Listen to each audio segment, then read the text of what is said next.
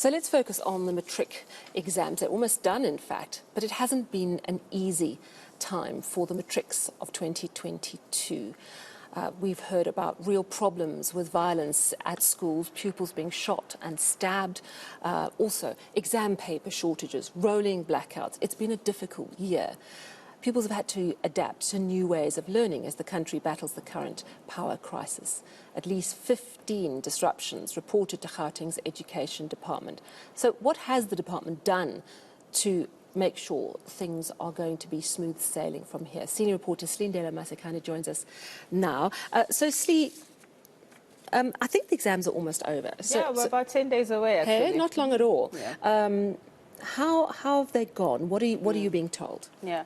So, I mean, I think a month and a half ago or so, we all got briefings, I think, across the country from various provincial departments saying, look, we're ready to go. We've put all the measures in place. And I think the hope is that it's going to be smooth sailing. But for the Gauteng Education Department in particular, they've faced quite a number of challenges. They are, of course, accommodating over 194,000 full-time and part-time learners. And I think it is the biggest group that is writing in the country. And so what they've been facing are massive challenges. Just load shedding aside, there have been massive incidents around safety in and outside of the schools, pupils being shot at outside of the schools, stabbed in and outside of the schools as well. And of course, like you've mentioned, exam paper shortages, which they say they have mitigated in terms of, learners being able to write at different times if they were not able to write at that particular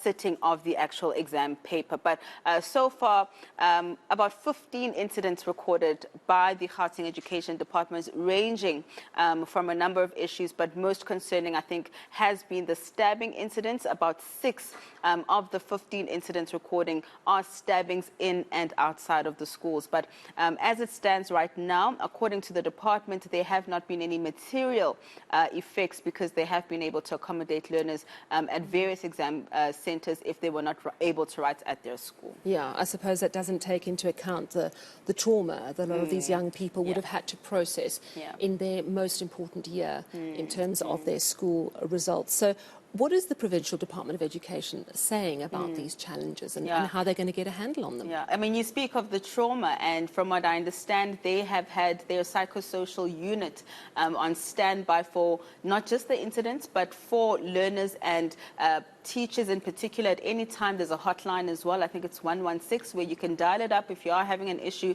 Then they will try and assist you. But essentially, moving forward, where there have been incidents, those are under investigation. But within the next couple of days, as the exams start to roll down, they're saying that things have calmed down, but they are, of course, still monitoring the situation quite closely. But they don't expect that any of the incidents will have any material outcome in terms of the results themselves. Let's take a listen. No, there's no much significance when coming to these incidences. I mean, you'll understand on the number of candidates that we have in Gauteng that are sitting for this examination. And we are comforted that they, in a way, don't have much impact. We continue as planned, and that's why we will then encourage those that have problems to interact with that number. But then our psycho support team has been there throughout, to a certain extent that when we had an incident at Kalabucha, the following day was a Friday, because it was an incident that happened on a Thursday. Friday morning, they were here very early in the morning to take through the learners that were due to write at 9 o'clock. By that time, when they were due to sit for that exam, they were done with them, assisting them professionally. So it's not concerning really much of the incidents that they are moderate, if we were to put it that way, looking at the number of candidates that we have over, just close to 200,000. But the concern, which MEC has already indicated on, is the absenteeism on part-time candidates. That's an issue there, but probably in the other years we will improve on that. So there have been a number of incidents. You've also spoken to the teacher union, SATU. What are they saying to you?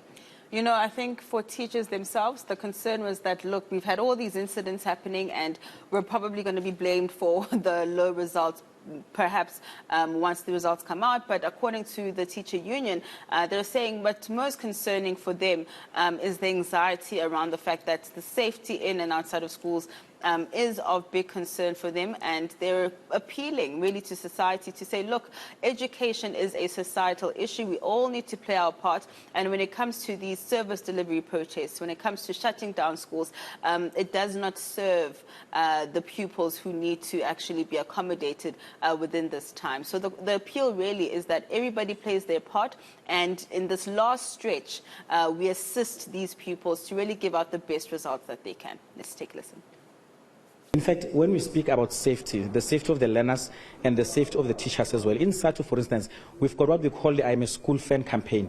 We are very emphatic about this campaign because it is all about bringing all stakeholders within the value chain of education to play a decisive role in terms of the results that ultimately our education system produces. When we speak of community protests that then affect the writing of exams, it tells us that we need a paradigm shift.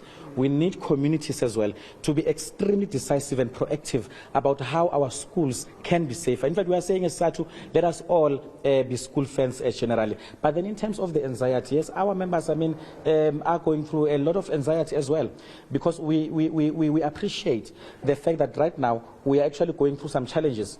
Like I said before, that if you've got, for instance, load shedding, it affects not only the writing, but it also affects the preparation thereof. That increases anxiety of both the learners and the teachers as well.